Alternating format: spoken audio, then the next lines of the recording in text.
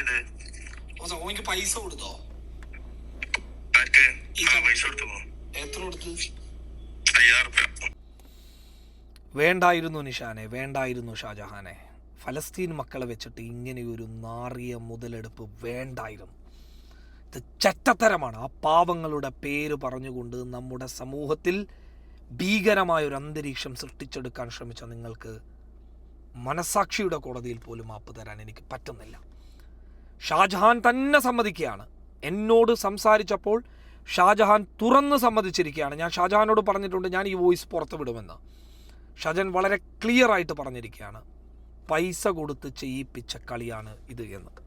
അതിൻ്റെ ഓഡിയോ, അതിൻ്റെ വ്യക്തമാക്കുന്ന ഓഡിയോ നിങ്ങൾ കേൾക്കുക. അതാ ഞാനിവിടെ എന്താ ആക്ച്വലി സംഭവിച്ചത്?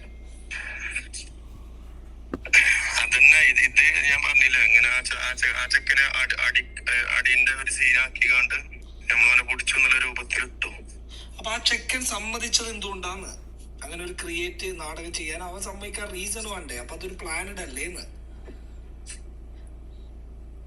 അത് അവൻ സമ്മതിച്ചിട്ടാണ് ചെയ്തത്. ഓനിക്ക് പൈസ കൊടുത്തോ? ആർക്ക്? പൈസ കൊടുത്തു. എത്ര കൊടുത്ത്? 5000 5000 ഇത്രയൊക്കെ വലിയൊരു പ്രശ്നത്തിന് കൂട്ടി.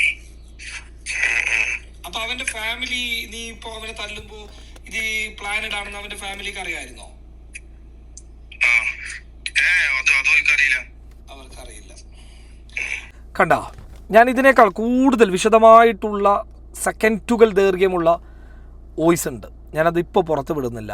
ഷാജഹാന് ഞാൻ ഇന്നൊരു സമയം കൊടുത്തിട്ടുണ്ട്. ഇന്ന് രാത്രി വന്നിട്ട് ഷാജഹാനെ പൊതുജനത്തോട് നീ ചെയ്തിട്ടുള്ള നെറികേടുകൾ തുറന്ന് പറയണം എന്ന് പറഞ്ഞിട്ടുണ്ട്. പൊതുജനത്തോട്, ഈ സമൂഹത്തോട്, ഇവിടെയുള്ള മനുഷ്യരോട്, ഇതിൽ ഇരയാക്കപ്പെട്ടിട്ടുള്ള മനുഷ്യരോട് മാപ്പ് ചോദിക്കാൻ നീ തയ്യാറാവണം എന്ന് പറഞ്ഞിട്ടുണ്ട്.